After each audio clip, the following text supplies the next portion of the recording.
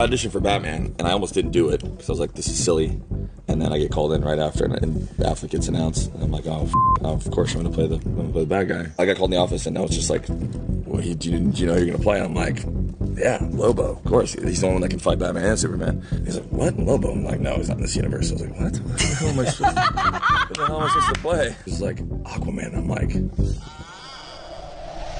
that's right. Jason Momoa never wanted to play Aquaman. He always wanted to play Lobo. So then why did he even agree to the role? Let's rewind. Even though Snyder's DC universe is over, we can't help but look back at some of the perfect casting choices Snyder made for his universe. Cavill was the perfect Superman.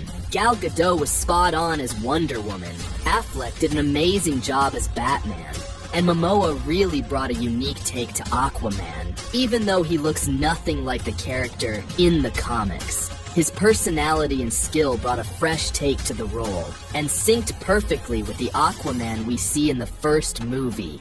A born king who doesn't want the throne, but is forced to take it up in the end. Kinda similar with what happened to Momoa at the time of casting this role. He didn't want to play Aquaman, he wanted to play a villain named Lobo. Lobo first showed up in the comics back in the early 80s as a hardened villain. It wasn't until the 90s that Lobo was reworked as an anti-hero bounty hunter with a foul mouth and a rebellious attitude, something that comic fans of the 90s couldn't get enough of. The last member of the Zarnian alien race, Lobo, has great strength and rapid regeneration, and is thrown down and sometimes teamed up with some of DC's heavy hitters, including Superman, Green Lantern, and the Justice League. In fact, he got called into audition during the time Batman vs. Superman was in production, thinking they wanted him to play Lobo. I originally thought I was going to be playing Lobo in the very beginning because I got called in. I auditioned for Batman, and I almost didn't do it because I was like, this is silly. It's not going to be me. Why am I auditioning for Batman? But it was just a run-of-the-mill audition. Right. And then I get called in right after, and Affleck gets announced. And I'm like, oh, of course I'm going to play the bad guy. Right. It's not too many guys that can kick the shit out of those two. Right, so I was like, yeah, I'll come in and beat him up and die like I do. So I got called in the office, and now it's just like, well, do you know who you're going to play? And I'm like, yeah, Lobo, of course. He's the only one that can fight Batman and Superman. He's like, what? Lobo? I'm like, no, he's not in this universe. I was like, what? What the hell am I supposed to play? That's funny. And man, I wish he would have taped it because he was like, Aquaman. I'm like,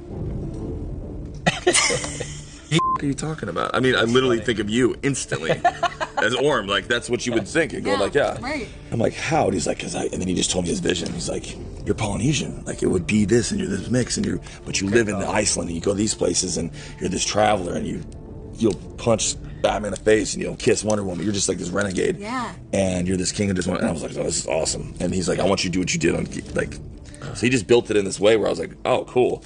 And he's like, I want your tattoo here at Polynesian Tattoos Everywhere. I was like, holy shit, man, this guy's really been, he dreamed up something pretty, I mean, like, you got to give it to Zach. He built, there's an unbelievable character that he came up with. Sadly, Aquaman's time didn't last very long. James Gunn and Peter Safran joined as co-CEOs of DC and decided to clean up house. They wanted to start fresh and fired most of our favorite heroes. Everyone was disappointed by this. Everyone except Momoa. Turns out, he was talking to Gunn behind the scenes for a chance to play Lobo in Gunn's new DCU. And Gunn was on board. He got the job as Lobo and will make his debut in the new Supergirl movie. Momoa is probably the luckiest dude ever. He gets to play a hero and a villain in a superhero universe, and is probably the only other guy besides Robert Downey Jr. to be able to do this. Good for him, and I hope he has a great debut in Supergirl. Can't wait to see him.